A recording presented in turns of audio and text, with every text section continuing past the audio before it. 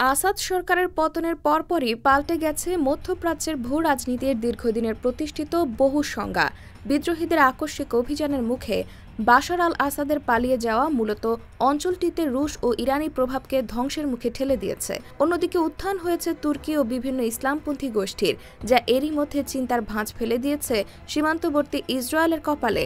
আর এই চিন্তা থেকে রেহাই পেতে নির্বিচার হামলা চালিয়ে সিরিয়ার মেরুদণ্ড ভেঙে দেওয়ার নগ্ন উৎসবে মেতে উঠেছে নেতানিয়াহু বাহিনী। গণমাধ্যমের খবরে বলা হয়, বিদ্রোহীদের বিজয়ের পর থেকে এখন পর্যন্ত সিরিয়ার বিভিন্ন সামরিক অবকাঠামো লক্ষ্য করে ১০০-র বেশি বিমান হামলা চালিয়েছে ইসরায়েলি বিমান বাহিনী। যুক্তরাজ্য ভিত্তিক সিরীয় পর্যবেক্ষক সংস্থা Syrian observatory for human rights তথা SOHR জানিয়েছে, ইসরায়েলি হামলার লক্ষ্যবস্তুতে দামেস্কের এমন একটি স্থাপনা রয়েছে যেটিকে ইরানি বিজ্ঞানীরা রকেট তৈরির জন্য ব্যবহার করেছেন বলে জানা গেছে। সরকার পতনের পর এরই মধ্যে সিরিয়ার গুরুত্বপূর্ণ ৩টি বিমানবন্দর পুরোপুরি ধ্বংস করে দিয়েছে ইসরায়েল।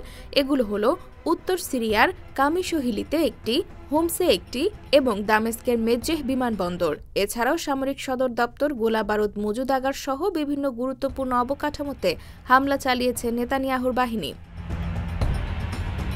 শুধু তাই নয়, সিরিয়ার কয়েক ডজন হেলিকপ্টার ও যুদ্ধ বিমানও ধ্বংস করে দিয়েছে ইসরায়েলি সেনারা। এ সময় আসাদ সরকারের হাতে থাকা রাসায়নিক অস্ত্র সংরক্ষণাগারেও হামলা চালানো হয়েছে বলে দাবি করেছে ইসরায়েল। মূলত বিদ্রোহীদের হাতে গুরুত্বপূর্ণ স্থাপনা ও সামরিক সরঞ্জাম যাওয়া ঠেকাতে এমন ধ্বংসযজ্ঞ চালাচ্ছে বলে দাবি করে তেল আবিবের সেনারা।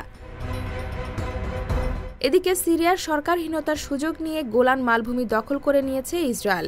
১৯৭৪ সালে ওই মালভূমি নিয়ে দুই প্রতিবেশী দেশের মধ্যে চুক্তি হয়েছিল, কিন্তু গত রোববার ইসরায়েলের প্রধানমন্ত্রী বেনিয়ামিন নেতানিয়াহু জানিয়েছেন তিনি ইসরায়েলের প্রতিরক্ষা বাহিনীকে গোলানের সিরীয় অংশে প্রবেশের নির্দেশ দিয়েছেন।